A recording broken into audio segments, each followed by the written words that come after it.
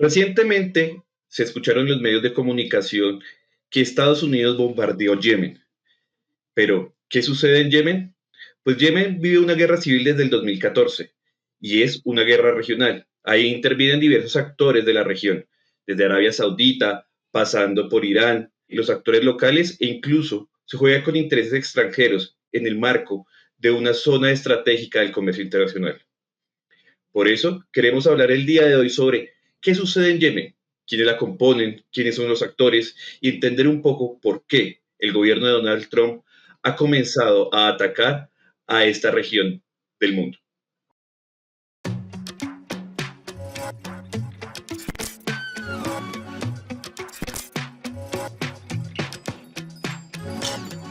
Bienvenidos una vez más a todas las personas al podcast de Aldea Mundial, un espacio de análisis de la vida internacional con una mirada desde el sur global.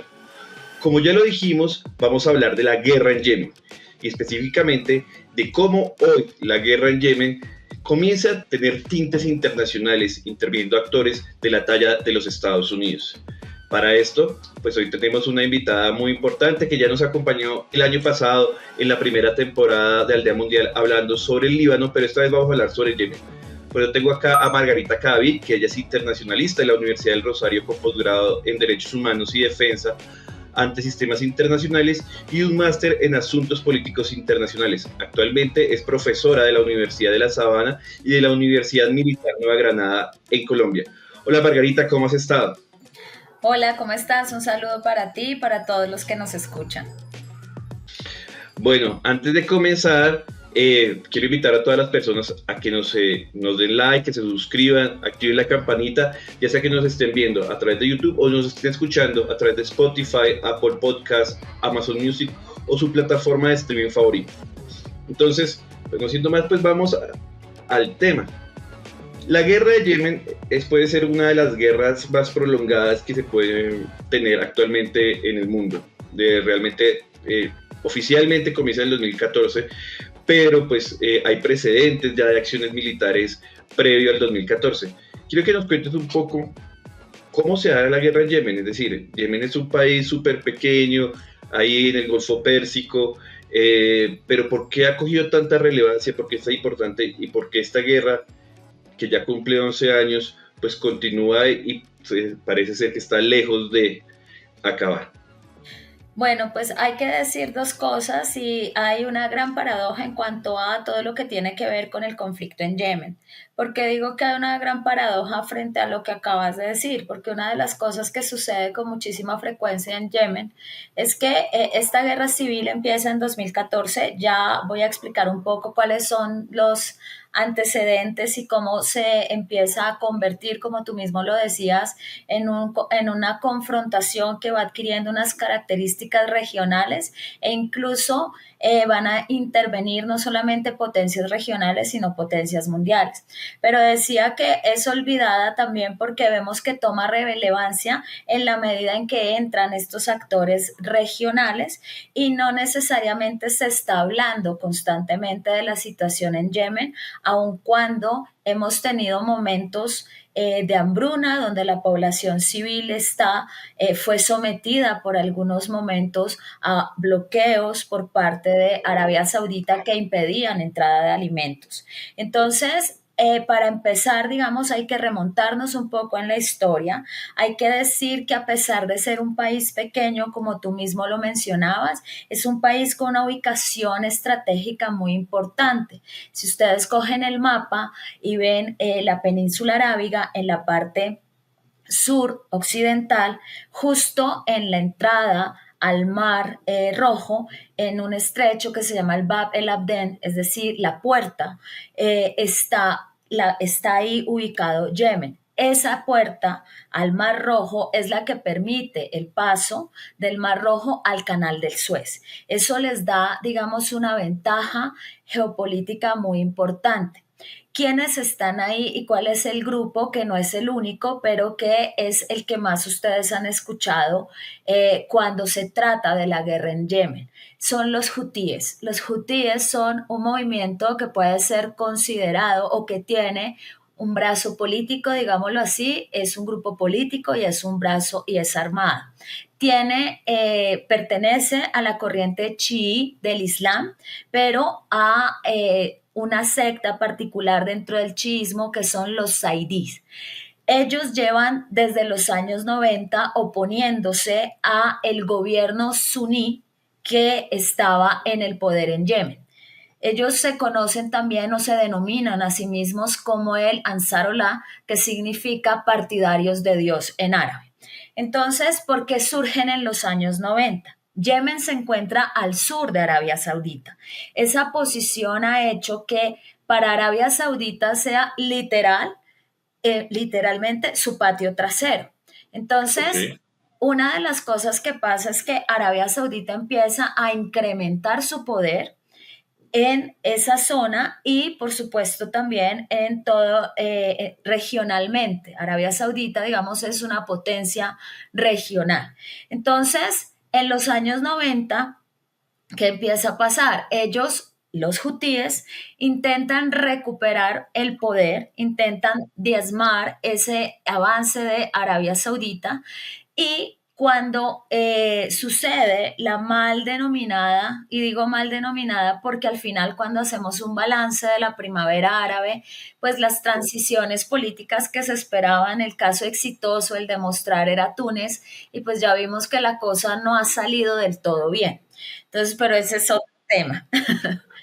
Podemos incluso decir, mirar un programa y hacer un análisis sobre qué pasó realmente como con la primavera árabe, porque hubo casos importantes, hubo otros casos que fracasaron, otros que se fueron usados, digamos, en el marco de esto por diferentes intereses.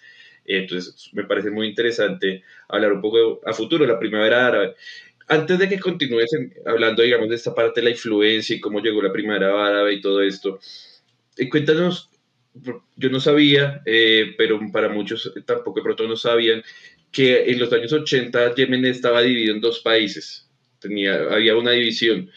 ¿Qué tanto influyó esta división, digamos, en la construcción de digamos, de esos actores que termina gobernando Yemen, de Arabia Saudita y pues de los saidíes en ese momento, que todavía no se llamaban hutíes? Exactamente. Bueno, aquí lo que nosotros cuando nos remontamos otra vez la, digamos, a la historia de Yemen, cuando uno busca en las raíces de Yemen, como tú bien lo decías, pues realmente la unificación de esa República Árabe de Yemen, que era Yemen del Norte, y la República Popular Democrática de Yemen del Sur. En 1918, la parte norte, esta Yemen del Norte, digámoslo así, con la partición precisamente en 1918, cuando se colapsa el Imperio Otomano después del armisticio de Mudrus y la Primera Guerra Mundial. Entonces, ¿qué pasa? Esa parte norte, básicamente, se va a independizar, mientras que la parte sur del país va a estar controlada por los británicos hasta 1967. En 1967 ellos se independizan como Yemen del Sur. Y ya finalmente en 1990 es el momento en el que se da esa unificación.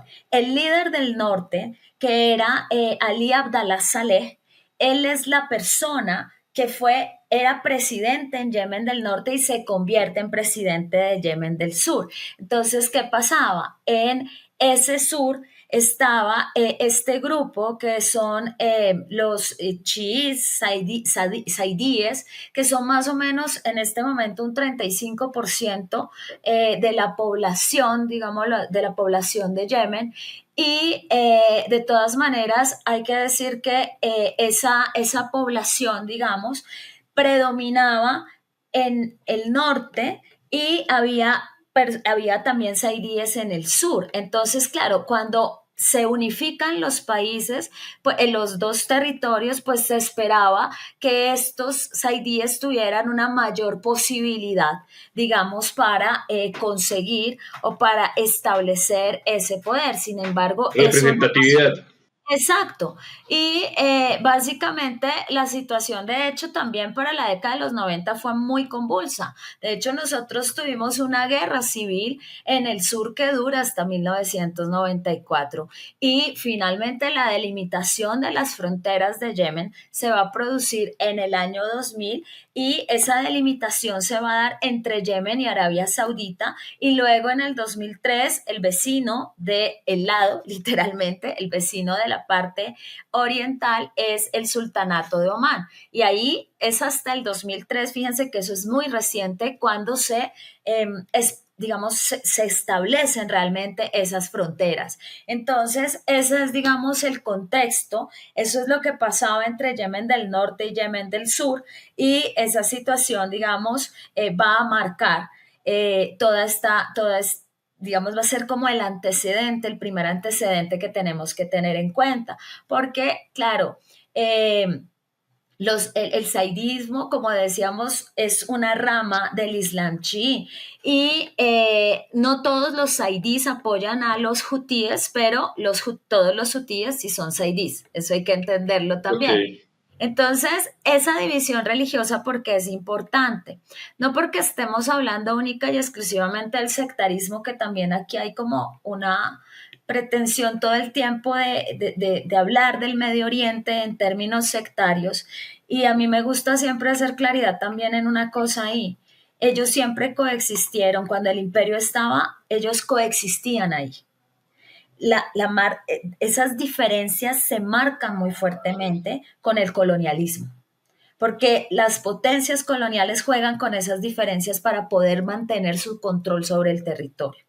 Porque esto es como cuando uno dice, en el Imperio Otomano coexistieron desde la llegada misma del Islam hasta la fundación del Imperio Otomano es en el año 1300 y va a durar hasta 1918. Solamente con el surgimiento de los nacionalismos empezamos a tener los primeros enfrentamientos, digámoslo así, o levantamientos, que eran de árabes contra turcos, griegos contra turcos en el contexto del Imperio Otomano. Pero la cuestión religiosa es algo con lo que van a jugar las potencias. Los franceses en Siria y el Líbano, los ingleses, ¿para qué? Para impedir movimientos de unidad nacional que buscaran la independencia. Y el problema es que cuando los dictadores, también porque esto es una responsabilidad compartida, cuando los dictadores, estos gobiernos de larga data, que son los que intentan expulsar en el 2011, tratan y buscan mantenerse en el poder, lo hacen bajo el argumento de que aquellas minorías van a ser oprimidas si ellos abandonan el poder. Y hay que entender una cosa también interesante. Si ustedes ven el caso de Irak, los sunís que representaba Saddam Hussein, que era un gobierno laico en Irak, eran minoría.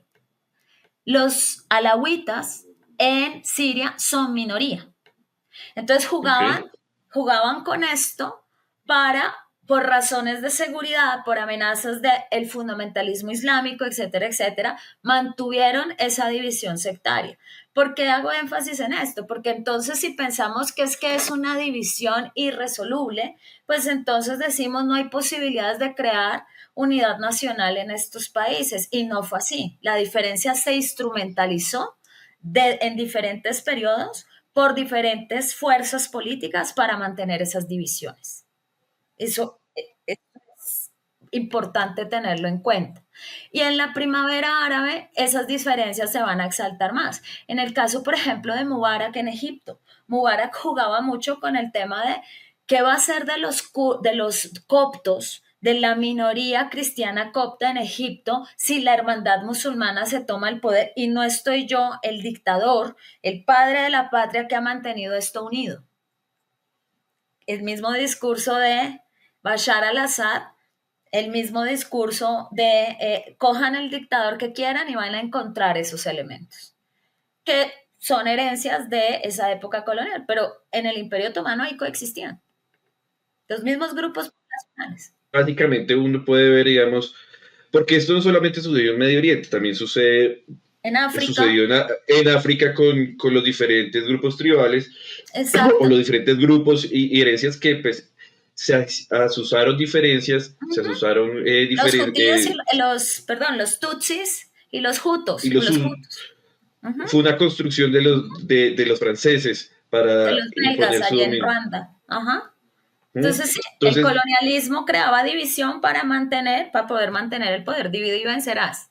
y eso lo extraemos hasta acá, y acá tenemos unos actores, entonces ya entendemos más o menos cómo se construyó la República actual de Yemen, eh, después de esa parte, de esa división que teníamos, que producto del colonialismo, de la época colonial, Ujú. su unificación y como sucede en muchos lados o como ha sucedido en muchos lados, digamos, la no representación o la falta de representación de un grupo, así fuese Ujú. minoritario, pero con una caudal importante, no solamente de ascendencia política, sino, digamos, no sé, sí, Sí, una religiosa, diferencia social religiosa. Ujú. y social también, esa falta de representatividad pues termina generando, digamos, una serie de conflictos, especialmente en el caso que tú ya nos vas a contar de Hadi, pues que ponía, digamos, era prácticamente como una especie de dictador, de autoritarismo en ese particular, auspiciado por el vecino de arriba. Exacto. Entonces, ¿qué pasó en este contexto que les acabo de explicar de los años 90 del 2000? En los años 90, cuando el líder político de los que se llamaba Hussein al-Houthi empieza a criticar al gobierno de Saleh por corrupción, empieza a demandar eso que estabas diciendo tú, mayor autonomía política para los saudíes. ¿Cuál fue la respuesta? La respuesta de este personaje, de Ali Abdallah Saleh, pues fue reprimir esas manifestaciones antigubernamentales, y ya a principios del 2000 estábamos en la misma situación. Y en el 2004, digamos que esto se va acumulando, y ya en el 2004 los hutíes se levantan contra el gobierno de Saleh.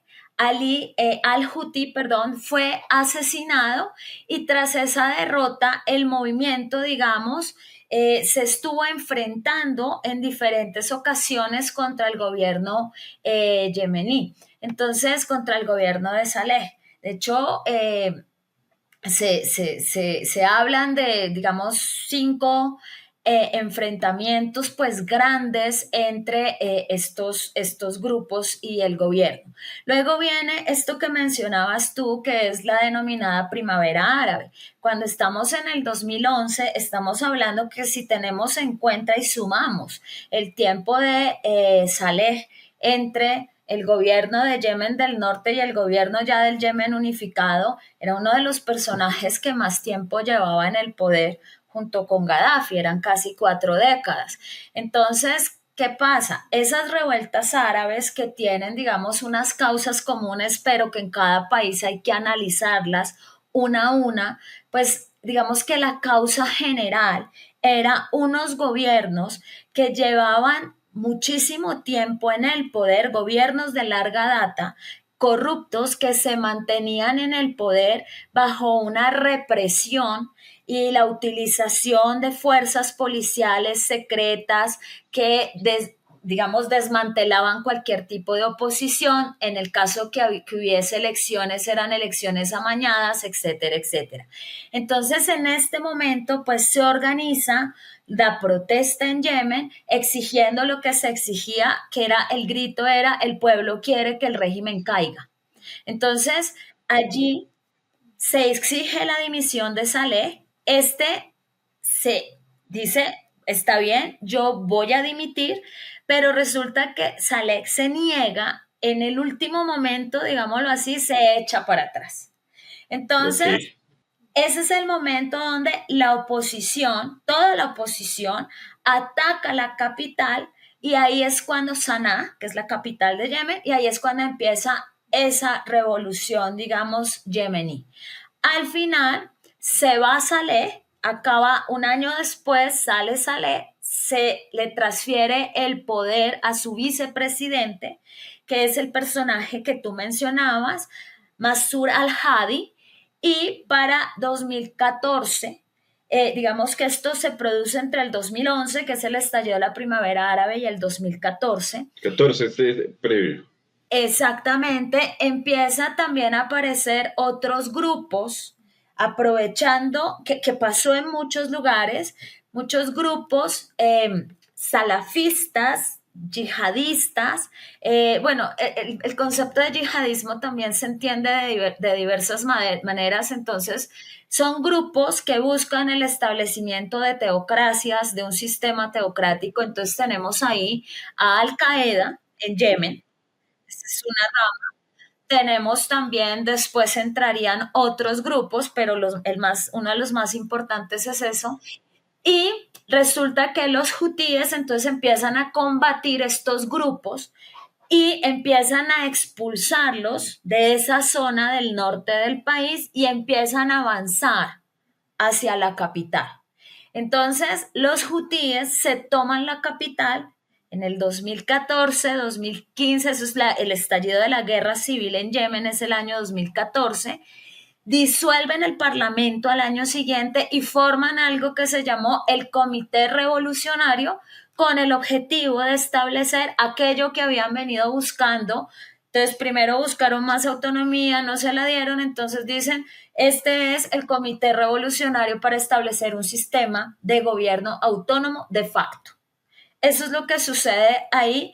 Y desde entonces, aquí ya, cuando ellos se toman la capital, cuando establecen este gobierno, ¿qué pasa? Ahí es cuando Arabia Saudí, Emiratos Árabes forman una coalición para devolver a Al-Hadi, el vicepresidente de Saleh, al poder.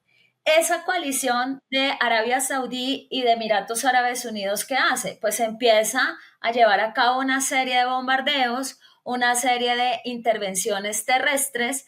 El expresidente Saleh dice, bueno, esta es mi oportunidad para volver a gobernar, y como una cosa muy extraña, pero que pasa con más frecuencia de la que uno cree en la geopolítica mundial, pero también en el Medio Oriente, no hay enemigos eternos ni amigos perpetuos. Saleh se une a los hutíes para poder volver a entrar al gobierno. O sea, imagínense este escenario.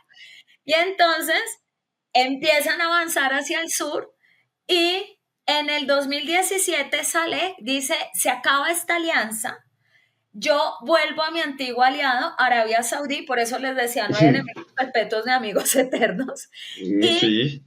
2 días más tarde, después de que esto sucede en el 2017, pues Saleh es asesinado. Y entonces ya la persona pues que queda disputando, digamos, el poder son los hutíes, evidentemente, y al-Hadi. Y como les decía yo, aquí ha habido unas crisis humanitarias muy fuertes en Yemen, porque aquí ha habido unos bloqueos. Hace algunos años yo decía, esto es un asedio medieval, porque es que no dejaban pasar la ayuda humanitaria.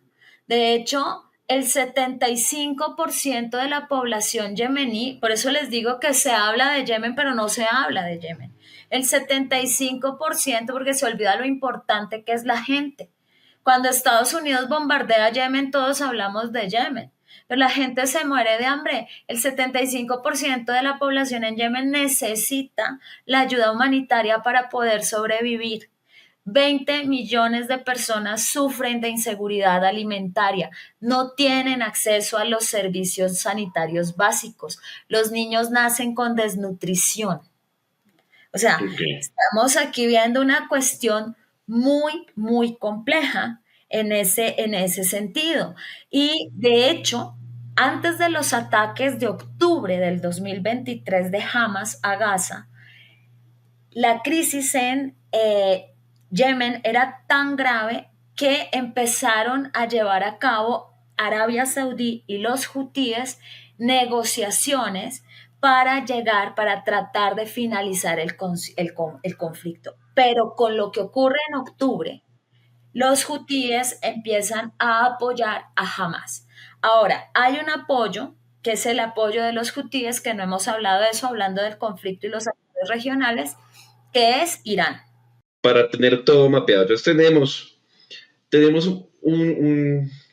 pues, los de Yemen, digamos, los del el viejo régimen, si se quiere decir, con Hadi, Al-Hadi. apoyado por con Al-Hadi, perdón, apoyados principalmente por Arabia Saudita, Emiratos, digamos, por todas estas petromonarquías del Golfo Pérsico. Y por Ujú. lo tanto tenemos los hutíes, que están, digamos, son los que hoy tienen el control de facto más o menos de la mayor cantidad de territorio del país. Tú me Exacto. digas, y yo quería llegar a eso, o sea, hablamos, hoy los medios, siempre los medios internacionales, cuando hablan de Yemen y hablan de los hutíes, los hablan o lo manifiestan, digamos, con Irán, una relación con Irán, con una relación muy semejante a la que hablamos cuando tenemos relación con Hezbollah o cuando hablamos de Hamas, que Ujú. reciben ayuda por parte de Irán. Entonces aquí me surge una pregunta también. Ya sabemos de dónde viene el origen de los intereses de Arabia Saudita y de estos países sobre Yemen. Viene históricos, principalmente en la medida que se iban confeccionando como un Estado importante. En los 90, pues ahí comienza la interferencia vecinal por parte de Arabia Saudita sobre Yemen. Pero ¿cuándo comienza Irán a apoyar a los hutíes, a financiarlos? Desde el principio, cuando estalla la guerra, más recientemente, cuéntanos un poco cómo es esa historia para ver si es tan, como dice, tan moldeable, los hutíes Ujú. dependen tanto de Irán o no, o es más una construcción, como hemos visto por el caso de Hezbollah, de este tema. Bueno, digamos que hay unas estimaciones actuales, digamos, de algunos analistas y expertos que dicen que el apoyo militar iraní a los hutíes, eh, digamos que los hutíes hoy, antes de empezar a hablar del apoyo militar y de esta relación, que hoy los hutíes son uno de los grupos, digamos, más importantes, uno de los movimientos no estatales más importantes y más poderosos en Oriente Medio. Y de hecho, fíjate que es bien interesante esta situación. Con lo que pasa en octubre del 2023, de estos grupos llamados, hay dos formas de llamarlo, de hecho, bueno, no sé si se me permite el espacio, hay un artículo muy interesante, Claro que se sí. llama Socios Voluntarios de Irán, que es como caracterizan a estos grupos por la manera en la que nosotros eh, la manera en la que nosotros hablamos de ellos es de los denominados grupos proxy. Entonces, que Irán gana profundidad estratégica frente a sus enemigos a través de estos grupos sin tener que enfrentar directamente a estos enemigos, valga, digamos, la repetición del concepto. Entonces, ¿qué es lo que cómo empieza esta relación? Yo les decía que ha habido por lo menos 5 enfrentamientos de los que hablan digamos, de los que se habla de los hutíes contra el gobierno. Uno de ellos ocurre en el 2009. En ese año, en el 2009, parece ser que los hutíes empezaron a recibir armas de Irán. Hay que decir que Irán siempre ha negado este vínculo, digamos que ellos no entregan armamento, que ellos lo que entregan realmente o lo que entregaban era ayuda humanitaria para estas personas. Y digamos que hay que entender también que hay una competencia regional entre Arabia Saudí e Irán. Y entonces, si ustedes cogen el mapa, hay algo de lo que se habla que es del cinturón chií en Irán. Entonces, eso sería Irán, Irak, Siria, y si ustedes lo cogen hacia abajo, pues estaría allí los territorios donde hay población chií, para ellos poder ejercer, porque se habla de una guerra fría en el Medio Oriente, porque ambos están intentando ganar zonas de influencia para extender el poder como lo hacían las potencias en la Guerra Fría. Entonces, el modelo iraní pretendió siempre exportar a partir de 1979, que es cuando se produce la revolución iraní. Uno de los proyectos políticos era exportar esa revolución a otros territorios. Sin embargo, como ustedes saben, empieza la guerra entre Irak e Irán en los 80 y eso contiene cualquier posibilidad de expansión de esa revolución. Entonces aquí lo que va a empezar a suceder es que con el tiempo a través de esa afinidad ideológica por el chiismo y a través de esta necesidad que tiene Irán de ganar profundidad estratégica frente a sus enemigos y posicionarse, frente a Arabia Saudí, empieza a apoyar estos movimientos. Ahora, los hutíes tienen obviamente como una rama del chiismo en alta estima al líder supremo de Irán, al ayatolá, y además de eso también, digamos, a la revolución islámica.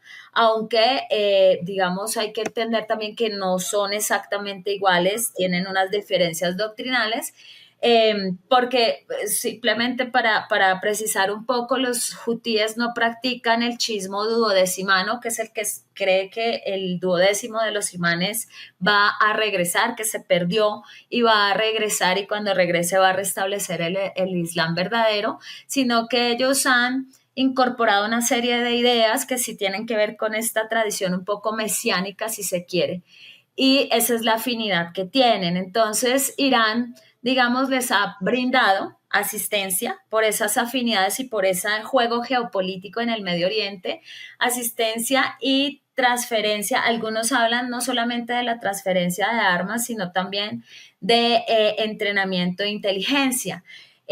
¿Cómo lo sabemos? Hubo una interceptación en el 2014 de un cargamento con ayuda militar iraní por parte de los Estados Unidos que iba para los hutíes, y de hecho incluían drones, incluían una cantidad de cosas, y entonces esto se reforzó ya para terminar el tema de este vínculo. Yo no sé si ustedes recuerdan a Qasem Soleimani, que fue asesinado en un aeropuerto en Bagdad que le llamaban el General Sombra.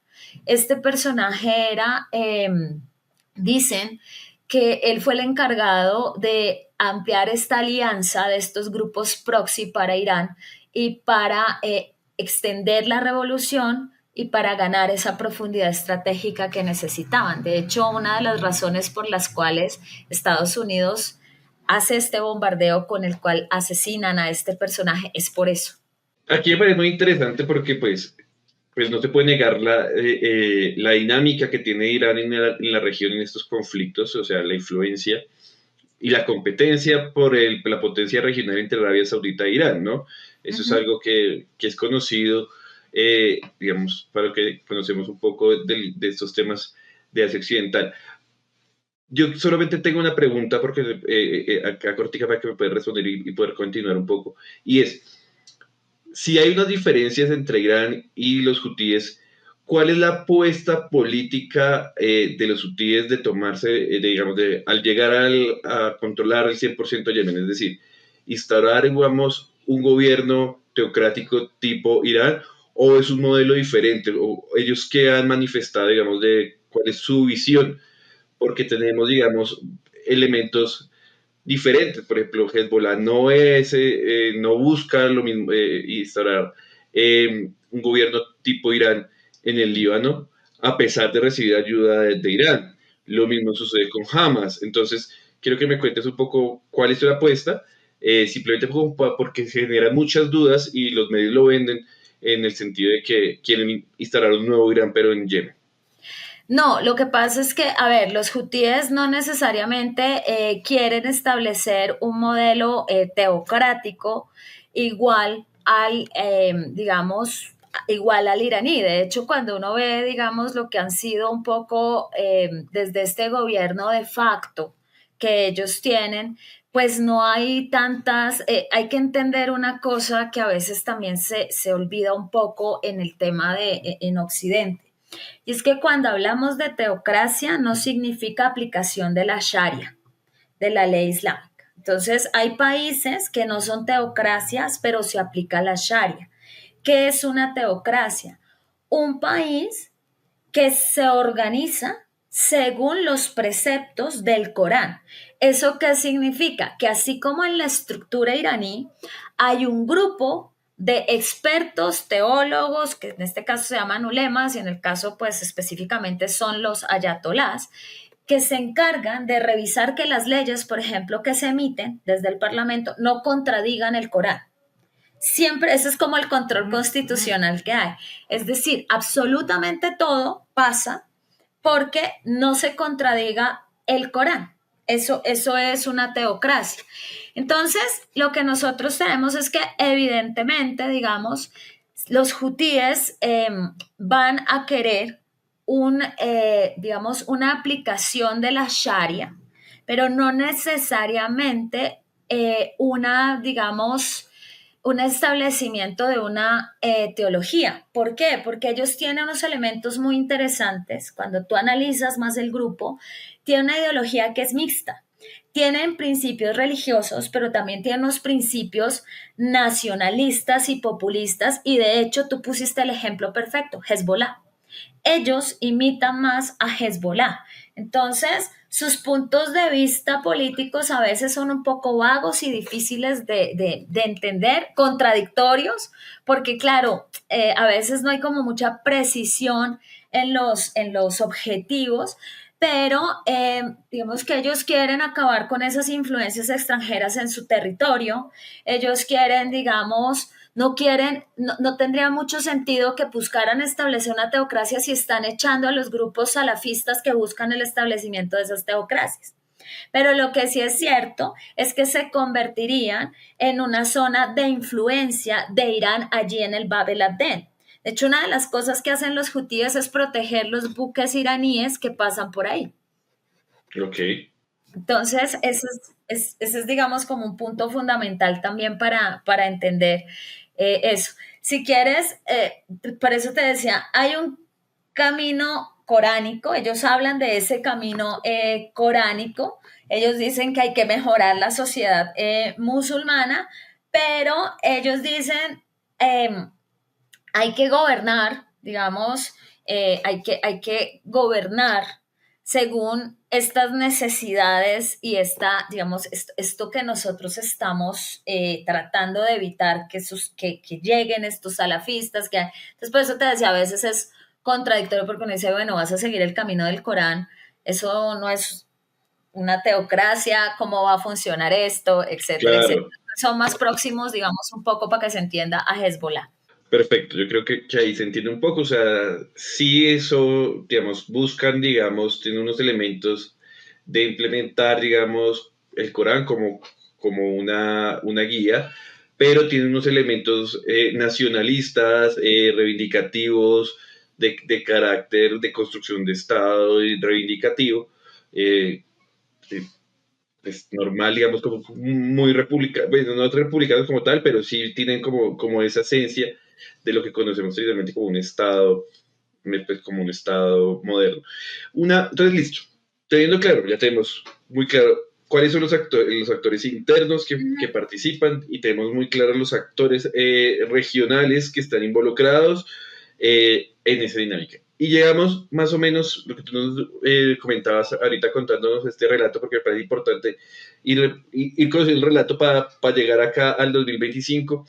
Tenemos la muerte de Salem Sale. en el 2017, de Saleh en el 2017. ¿Qué pasa del 2017 al 2023? Yo creo que el 2023 porque me parece importante y que tú lo mencionaste, pero un hito en medio de este conflicto y que también tiene repercusiones hoy, sin duda, es el tema de lo que sucede en Gaza, que es octubre del 23. Entonces, cuéntanos un momento, ¿qué pasa entre el 2017 y el 2023? Bueno, entonces, volviéndonos para atrás un poquito, lo que nosotros tenemos es que entre el 2011 y el 2012 los hutíes están avanzando, empiezan a controlar cada vez más territorio. Luego entonces seguimos en estos enfrentamientos, como les decía, para finales, por ejemplo, del 2021 ya teníamos esta crisis humanitaria de la que les hablaba, una situación muy dura para la población. Los hutíes, y eso nos conecta a la pregunta anterior, han hecho una cosa que es bastante interesante y es que lograron, digamos, conciliaciones y acuerdos con los sunís en el territorio, que eso, digamos, eso es, digamos, importante. Ellos tienen algo que se llama como la Fundación Cívica Democrática, donde ayudan a resolver conflictos entre las tribus para reducir el número de asesinatos y venganzas y retaliaciones que hay en la zona. Entonces, eh, digamos que desde el 2009, desde este enfrentamiento, no segundo, pero este nuevo enfrentamiento, y que es cuando empieza Irán a darles ese apoyo y se refuerzan estos lazos, pues lo que hicieron ellos hasta este punto del abril del 2023 fue básicamente controlar, ganar más territorio, controlar, pero además empezar a crear. Por eso te decía que no es un gobierno teocrático que rechace al otro per se, empezar a tratar de estabilizar un poco con lo difícil que es el territorio.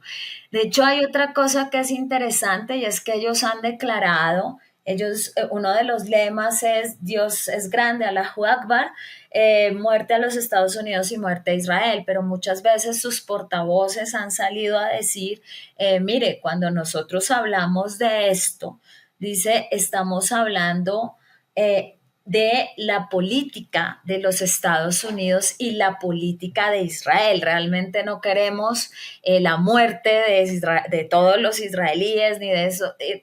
Lo matizan, si me entiendes, tratan de Ok, matizar. Entonces, básicamente ya después de la muerte de Saleh, después de que se acaba esta alianza, pues ya viene el enfrentamiento, como les decía yo, entre al-Hadi apoyado por las fuerzas saudíes y los hutíes apoyados pues por Irán.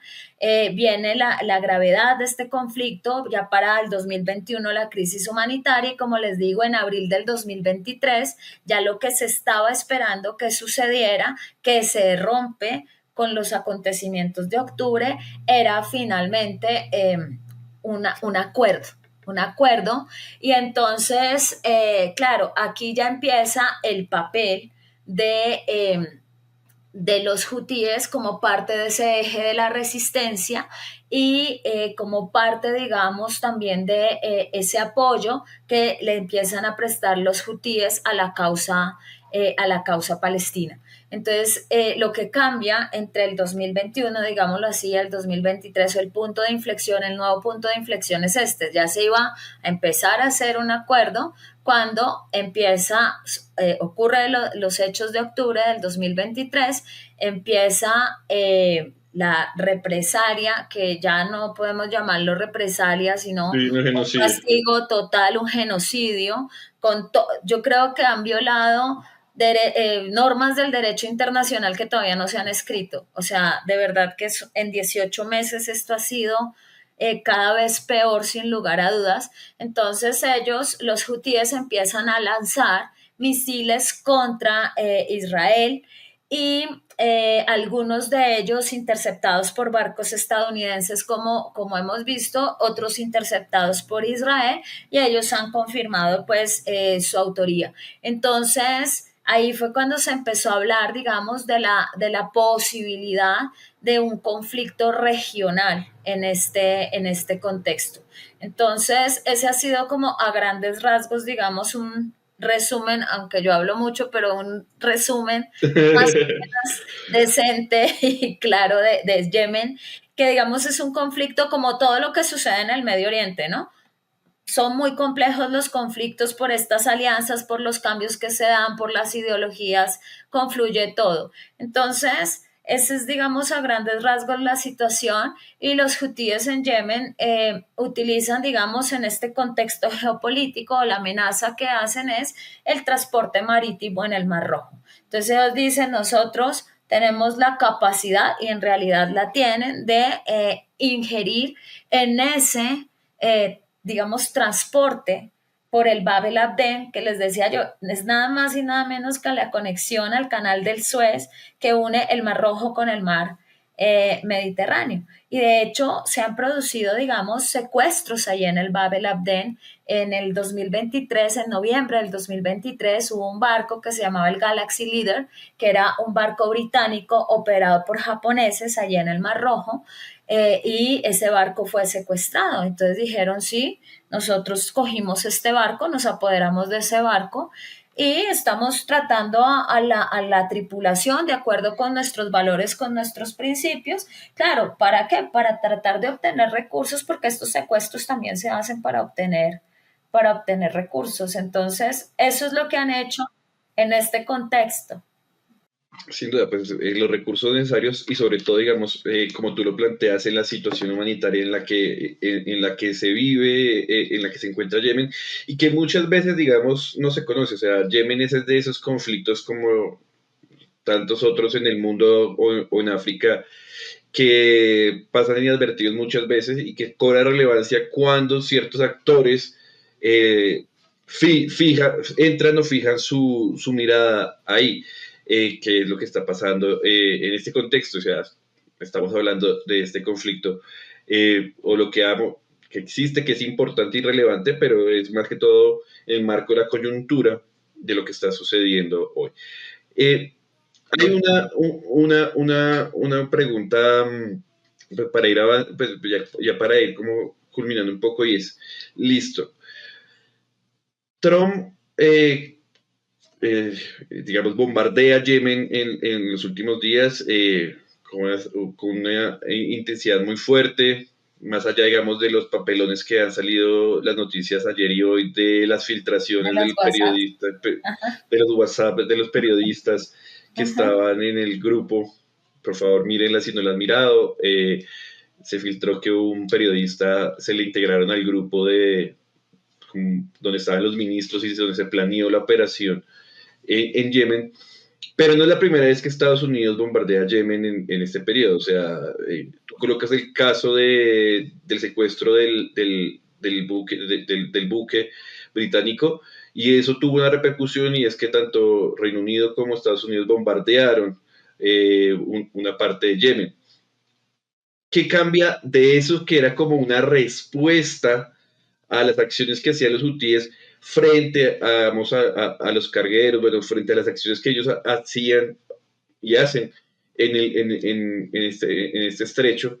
Eh, ¿Qué cambia eso con hoy? Porque hoy parece ser que no es una respuesta a alguna acción, sino que corona una relevancia mayor y creo que ese es el hecho, hay un cambio como de orientación, ya sea, no sé si es en el marco de, ¿cómo lo puedes analizar? Si es el marco de la situación en Gaza, como atacar a los aliados, a los que están, a los enemigos de Israel en este lado del mundo, o como se sospecha o como algunos medios han venido diciendo que es como una instigación a Irán. No sé cómo tú lo puedas ver en este contexto. Digamos que hay que analizarlo en dos niveles, diría yo. Por un lado está, claro, nosotros teníamos que, para volver al contexto, más o menos estamos hablando del 10%, digamos, del comercio mundial eh,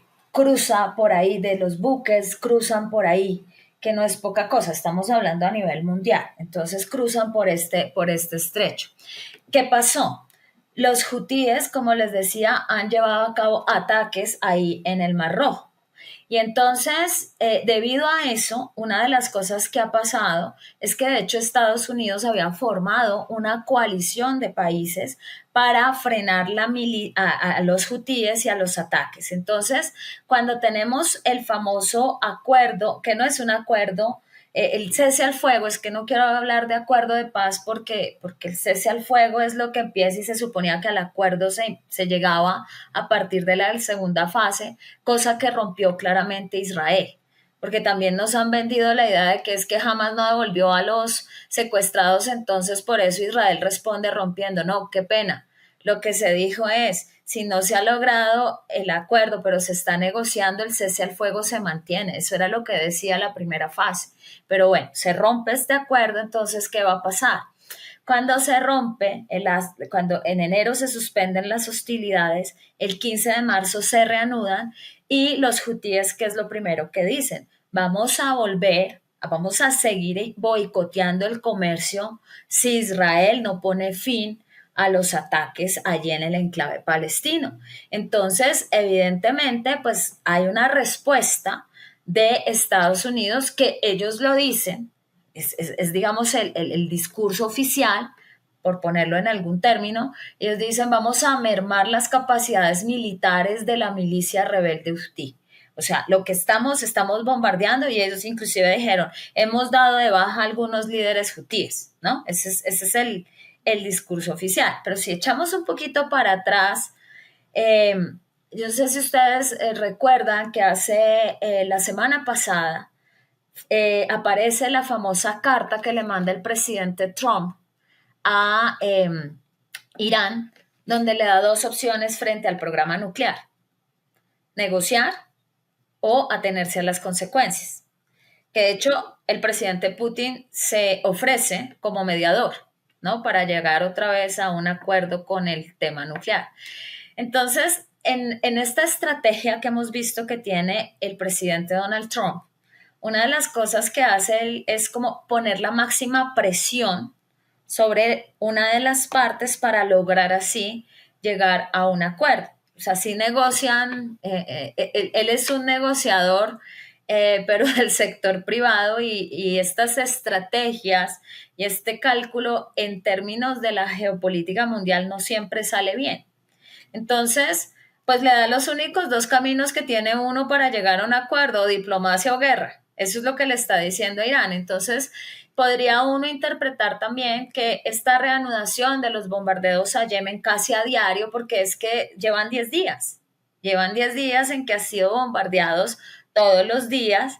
Entonces uno dice, estos bombardeos ya están llegando, pues, y por eso es que los empezamos a oír con más fuerza ahora, porque derriban edificios y dice, hay ataques a ciudades que son las ciudades bastión del grupo, como Hodeida, que es la ciudad portuaria precisamente ahí en el Mar Rojo, que está ahí en la provincia de Marib, donde hay también yacimientos de petróleo. Entonces, uno puede decir, por lo que están bombardeando, que efectivamente están tratando de diezmar las capacidades, pero esto también, como tú lo decías, es un mensaje claro para Irán. Por eso también lo que nosotros vemos es que la cúpula del grupo de los hutíes dicen que ellos insisten y han insistido en esto. Nosotros operamos de manera autónoma. Entonces, inclusive dicen que digamos que los drones y que lo que utilizan es de fabricación propia. Porque, claro, ahí lo que dicen es, nos están bombardeando a nosotros para presionar a Irán, porque del eje de la resistencia, si lo pensamos en términos, digamos, reales, ¿quiénes eran el eje de la resistencia? Unos grupos que había en Irak, Siria, con el gobierno de Bashar al-Assad, que hoy está exiliado en Moscú, Hezbollah y los hutíes. De eso, realmente los que tienen, digamos, alguna capacidad de acción en este momento y en un punto estratégico, geopolíticamente estratégico, Son los eh, útiles. los hutíes. Entonces, efectivamente, digamos, la lectura que tú mismo planteas ya desde tu pregunta tiene que ver con eso. Nosotros vemos a un Trump amenazando con acciones a Irán si los hutíes no cesan sus ataques. Y está bombardeando a los hutíes y los hutíes dicen, nosotros no tenemos nada que ver con Irán, en medio de las conversaciones para un posible acercamiento para retomar el acuerdo nuclear. Ahora también esto hay que decirlo. ¿Por qué es tan urgente el tema nuclear ahora? Porque si uno lo piensa en términos reales, desde la perspectiva iraní, ¿cuál es la base de seguridad que le quedaría a Irán en este momento? De su programa nuclear. Exactamente, desarrollar el programa nuclear. No con fines pacíficos necesariamente, para tener un medio de disuasión en este contexto. Desafortunadamente, fíjate que el camino nos ha llevado a ese punto. Ojo, no lo Claro, estoy y, justificando, lo explico. sí, sí, sí. No le está dando una valoración si es bueno o es malo el programa nuclear iraní. No, Exacto. sin duda, digamos, estas dinámicas que se dan en Asia Occidental, Medio Oriente, como quieran decirle, pues sin duda cada vez son más complejas e interfieren en diferentes actores. Yo creo considerablemente, digamos, que la situación que se ha venido desarrollando del genocidio en Gaza y cómo esta guerra que se ha desatado ahí ha permitido a Israel, por un lado, pero también a Estados Unidos, debilitar considerablemente a sus enemigos, a su enemigo estratégico en la región que es Irán, uno. a través de quiénes, de este eje de esas construcciones que venía consolidando Irán en la región. Más allá de si ustedes pueden tener una consideración buena o negativa, lo importante es que son actores que son relevantes y que terminan generando unas consecuencias humanitarias muy fuertes, como está sucediendo, por supuesto, en Gaza, pero también lo que sucedió en el Líbano, lo que está sucediendo ya en Yemen y lo que puede suceder en otras latitudes.